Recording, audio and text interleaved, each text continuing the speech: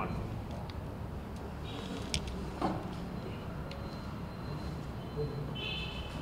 ಕರ್ನಾಟಕ ರಾಜ್ಯದ ಕಾಂಗ್ರೆಸ್ ಸರ್ಕಾರ ಹೇಗಾಗಿದೆ ಅಂತಂದರೆ,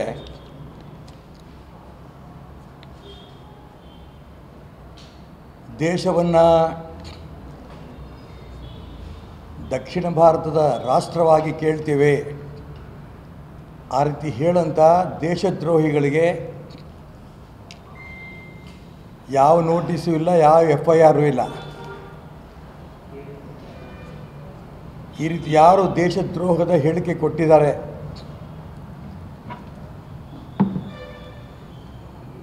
ಅಂಥವ್ರ ಮೇಲೆ ಪ್ರಧಾನಮಂತ್ರಿ ಹೇಳಿ ದೇಶವನ್ನು ವಿಭಜನೆ ಮಾಡಕ್ಕೆ ಹೊರಡ್ತಾರಂಥ ದೇಶದ್ರೋಹಿಗಳ ಬಗ್ಗೆ ಗುಂಡಿಟ್ಟು ಕೊಲ್ಲಬೇಕು ಅಂತ ಕಾನೂನು ತರಬೇಕು ಅಂತ ಹೇಳದಂಥ ವ್ಯಕ್ತಿ ಶೇಖ್ ಖಲೀದ್ ಬಯೋಫ್ಲಾಕ್ನಲ್ಲಿ ಮೀನು ಸಾಕಿ 7 ತಿಂಗಳಲ್ಲಿ 2 ಲಕ್ಷ ಗಳಿಸ್ತಿದ್ದಾರೆ. ನೀವು ಕೂಡ ಅವರಿಂದ ಕಲಿಬೇಕಾ? ಅವ್ರ ಜೊತೆ ವಿಡಿಯೋ ಕಾಲ್ನಲ್ಲಿ ಮಾತಾಡಬೇಕಾ?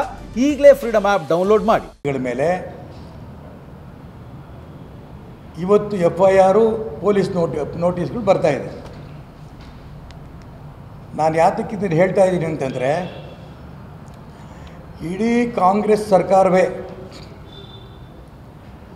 ಯಾರು ಒಬ್ಬ ದೇಶದ್ರೋಹಿ DK ಸುರೇಶ್ ತಮ್ಮ ಹೇಳಿಕೆಯಲ್ಲಿ ಕರ್ನಾಟಕ ರಾಜ್ಯಕ್ಕೆ ಬರಬೇಕಾದಂಥ ಅನುದಾನವನ್ನು, ದಕ್ಷಿಣ ಭಾರತಕ್ಕೆ ಬರಬೇಕಾಗಿರೋಂಥ ಅನುದಾನವನ್ನು ಕೊಡಲಿಲ್ಲ ಅಂದರೆ ದಕ್ಷಿಣ ಭಾರತವನ್ನೇ ಬೇರೆ ರಾಷ್ಟ್ರವಾಗಿ ನಾವು ಕೇಳಬೇಕಾಗತ್ತೆ. ಇದಕ್ಕಿಂತ ದೇಶವನ್ನು ಒಡೆಯಂಥ ದೇಶದ್ರೋಹಿ ಹೇಳಿಕೆ ಇನ್ನೊಂದಿಲ್ಲ. ಅವ್ರ ಬಗ್ಗೆ ಈ ನಿಮಿಷದ ತನಕನೂ ಕೂಡ ಒಂದು FIR ಹಾಕಿಲ್ಲ, ಒಂದು ನೋಟಿಸ್ ಕೊಟ್ಟಿಲ್ಲ. ನಾನು ಈ ರೀತಿ ದೇಶದ ವಿಭಜನೆ ಮಾಡೋಂಥ ದೇಶದ್ರೋಹಿ ಹೇಳಿಕೆಯನ್ನು ಕೊಡ್ತಾ ಇರೋಂಥ ವ್ಯಕ್ತಿಗಳ ಬಗ್ಗೆ, DK ಸುರೇಶ್ ಅಂತ ವ್ಯಕ್ತಿಗಳ ಬಗ್ಗೆ ಕೇಂದ್ರದ ಪ್ರಧಾನಮಂತ್ರಿಯವರಿಗೆ ಕೈ ಮುಗಿದು ಪ್ರಾರ್ಥನೆ ಮಾಡ್ತೇನೆ.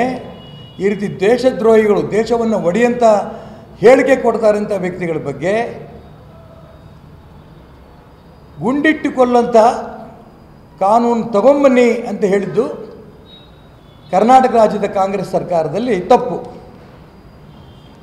ಇದು ರಾಜ್ಯದ ಜನ ತೀರ್ಮಾನ ಮಾಡಲಿ. ದೇಶವನ್ನು ವಿಭಜನೆ ಮಾಡಬೇಕು ಅನ್ನೋಂಥ ಹೇಳಿಕೆ ಕೊಟ್ಟಂಥ ವ್ಯಕ್ತಿ ಅವರಿಗೆ ನೋಟಿಸ್ ಕೊಡಬೇಕು. ದೇಶದ ವಿಭಜನೆ ಮಾಡೋದು ತಪ್ಪು, ರಾಷ್ಟ್ರದ್ರೋಹ ಇದು ಅಂಥ ವ್ಯಕ್ತಿಗಳ ಬಗ್ಗೆ ಗುಂಡಿಟ್ಟು ಕೊಲ್ಲಂಥ ಕಾನೂನು ತನ್ನಿ ಅಂತ ಪ್ರಧಾನಮಂತ್ರಿ ನರೇಂದ್ರ ಮೋದಿಗೆ ಪ್ರಾರ್ಥನೆ ಮಾಡಿದ್ದು ಇದು ತಪ್ಪು. ರಾಜ್ಯ ಜನಕ್ಕೆ ಬಿಡ್ತಿದ್ದಾರೆ.